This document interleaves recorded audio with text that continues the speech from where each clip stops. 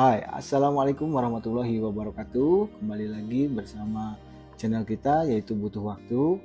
Kali ini saya akan membahas terkait dengan bagaimana cara membuat latar belakang.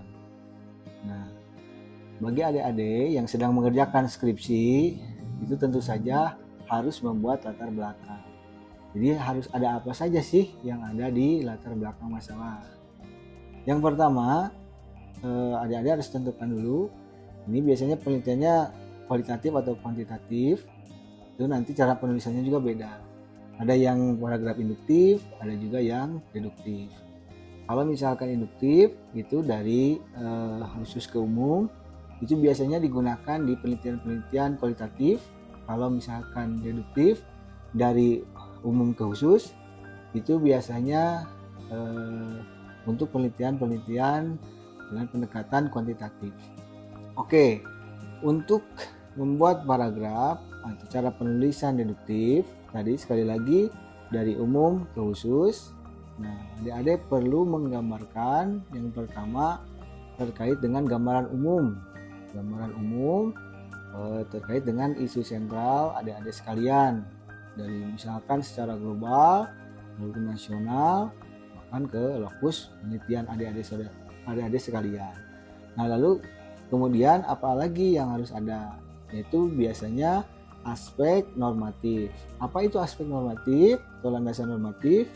Yaitu terkait dengan peraturan-peraturan yang berlaku di sebuah negara. Katakanlah kita di Indonesia, berarti seperti Undang-Undang Dasar, Undang-Undang, peraturan pemerintah, Kepres, peraturan menteri, bahkan seperti dari IAI dan lain sebagainya, itu berjenjang. Nah, lalu kemudian di tengahnya itu adik-adik harus membuat atau memasukkan daripada aspek empiris atau data di lapangan atau fakta di lapangan. Nah, tentu saja dari aspek normatif, karena aspek normatif itu adalah kondisi ideal atau yang ingin kita capai, dan yang kedua aspek empiris itu adalah kondisi aktual di lapangan, fakta di lapangan. Nah, kesenjangan antara kondisi ideal dengan realitas atau fakta di lapangan itu yang dinamakan dengan masalah. Nah, lalu kemudian di bagian akhir adik-adik bisa menambahkan dengan aspek teoritis. Nah, aspek teoritis ini bisa terkait dengan pentingnya variabel yang adik-adik teliti. Lalu juga penelitian-penelitian atau pendapat para ahli yang telah meneliti terkait dengan skop atau bidang-bidang yang cenderung sesuai dengan yang adik-adik ajukan, itu dicantumkan juga di sana, menjawab atau menjadi sebagai solusi alternatif untuk menjawab permasalahan tadi.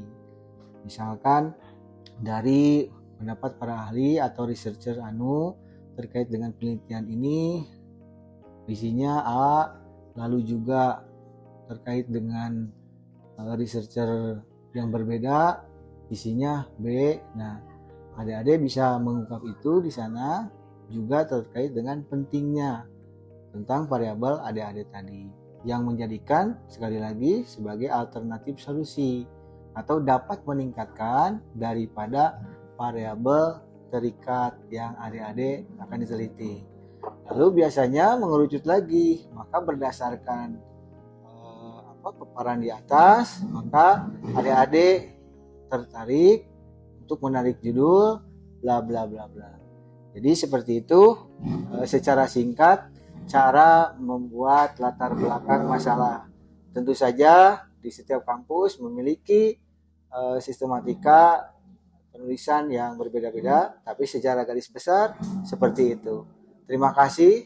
Assalamualaikum warahmatullahi wabarakatuh.